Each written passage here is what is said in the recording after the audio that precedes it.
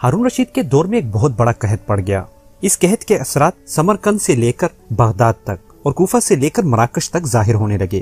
ہارون رشید نے اس قحط سے نمٹنے کے لیے تمام تدبیریں آزما لی۔ اس نے غلے کے گودام کھول دیے، ٹیکس معاف کر دیے، پوری سلطنت میں سرکاری لنگر خانے قائم کر دیے اور تمام امراء و تاجروں کو متاثرین کی مدد کے لیے موبلائز کر دیا، مگر اس کے باوجود عوام کی حالت ٹھیک نہ ہوئی۔ ایک رات ہارون رشید بہت ٹینشن میں تھے، اسے نیند بھی نہیں آ رہی تھی۔ ٹینشن کے اس عالم میں اس نے اپنے وزیر یحییٰ بن خالد کو طلب کیا۔ یحییٰ بن خالد ہارون رشید کا استاد بھی تھا، اس نے بچپن سے بادشاہ کی تربیت کی تھی۔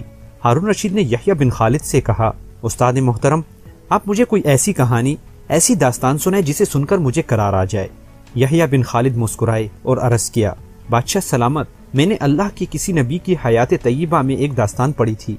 داستان مقدر قسمت اور اللہ کی رضا کی سب سے بڑی اور شاندار تشریح ہے۔ اگر آپ اجازت دیں تو وہ داستان میں آپ کے سامنے دہرا دوں۔ بادشاہ نے بے چینی سے فرمایا، یا استاد فوراً فرمائیے، میری جان حلق سے اٹک رہی ہے۔ یحییٰ بن خالد نے عرض کیا، کسی جنگل میں ایک بندریہ سفر کے لیے روانہ ہونے لگی۔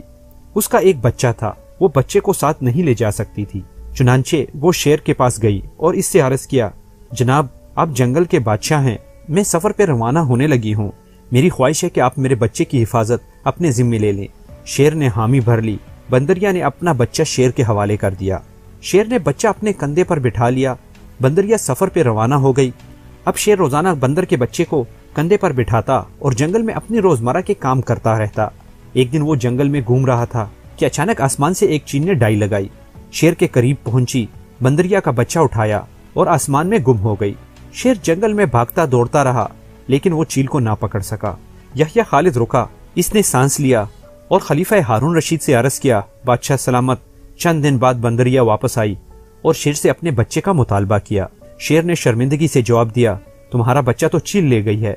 بندریہ کو غصہ آ گیا اور اس نے چلا کر کہا، تم کیسے بادشاہ ہو؟ تم ایک امانت کی حفاظت نہیں کر سکتے؟ تم اس سارے جنگل کا نظام کیسے چلاؤ گے؟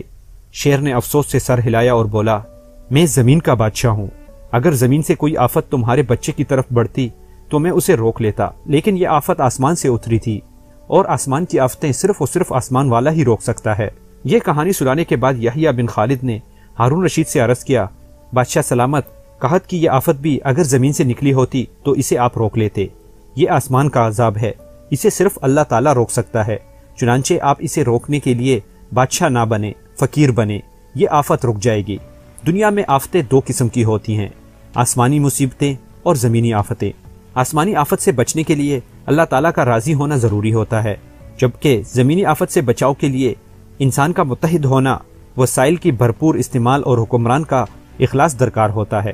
یحییٰ بن خالد نے ہارون رشید کو کہا تھا، آسمانی آفت اس وقت تک ختم نہیں ہوتی جب تک انسان اپنے رب کو راضی نہیں کر لیتا۔